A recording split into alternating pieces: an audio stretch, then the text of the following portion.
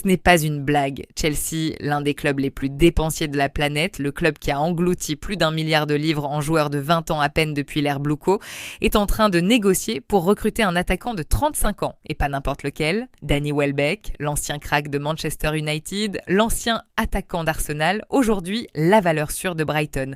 Alors, comment on en arrive là? Pourquoi Chelsea change-t-il aussi radicalement de stratégie? Et surtout, est-ce que ce transfert a vraiment du sens? On décortique tout ça ensemble dans cette vidéo. Pour comprendre ce dossier, il faut d'abord comprendre où en est Danny Welbeck. Le joueur entre dans la dernière année de son contrat avec Brighton, une situation qui change tout. Le club du sud de l'Angleterre sait qu'il doit soit prolonger, soit vendre maintenant, sous peine de le perdre libre dans un an, et sportivement, Welbeck n'a rien d'un joueur en fin de course. La saison dernière, il a inscrit 13 buts en Premier League, 13 buts à 35 ans pour un attaquant compensé sur le déclin depuis des années, c'est même sa meilleure production en championnat depuis longtemps. Du côté de Chelsea, le vrai déclencheur, c'est l'arrivée de Xabi Alonso sur le banc.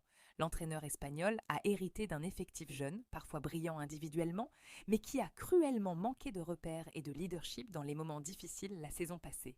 Alonso l'a dit à plusieurs reprises en interne.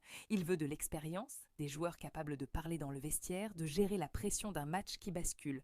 Welbeck coche toutes ces cases, un vétéran de la Premier League, un ancien international anglais, quelqu'un qui a tout vu et tout vécu dans ce championnat.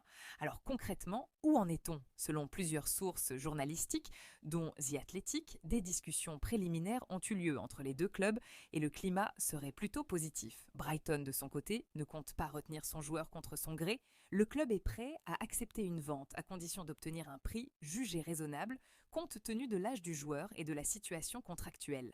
Certaines informations, relayées notamment par le journaliste Alex Crook, évoquent même des bases d'accords personnels déjà posées entre Welbeck et Chelsea, ce qui laisserait penser que l'opération pourrait avancer plus vite que prévu si un accord financier est trouvé entre les clubs. Il faut cependant garder en tête une règle d'or dans le mercato: des discussions avancées, même avec des termes personnels évoqués, ne garantissent jamais un transfert bouclé. Tant que les deux clubs ne s'accordent pas sur une indemnité de transfert, rien n'est acté. Ce qui rend cette histoire encore plus intéressante, c'est le contexte plus large. Depuis plusieurs années, Chelsea a construit sa stratégie autour de très jeunes talents, souvent achetés à prix d'or, avec des contrats extrêmement longs. Une méthode qui a permis de sécuriser certains profils prometteurs, mais qui n'a pas toujours porté ses fruits sur le plan sportif immédiat. Cet été, on observe un vrai virage. Chelsea s'est déjà positionné sur des joueurs bien plus expérimentés. Granit Xhaka, capitaine de Sunderland, ou encore John Stones, ancien défenseur de Manchester City, deux profils qui, comme Welbeck, apportent de la maturité et un vécu du très haut niveau. L'idée derrière tout ça est simple. Xabi Alonso ne veut plus seulement un effectif prometteur sur le papier.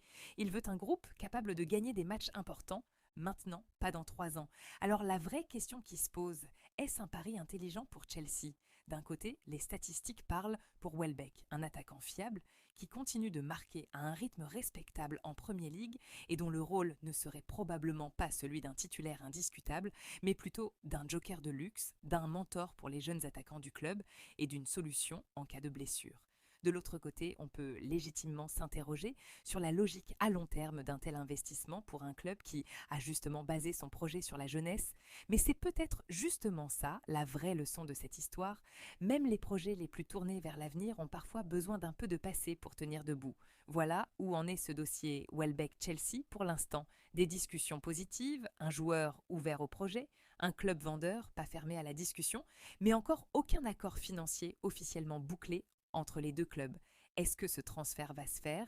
Et surtout, est-ce que vous y croyez? Dites-moi tout ça en commentaire. Et si cette vidéo vous a plu, n'oubliez pas de liker et de vous abonner pour ne rater aucune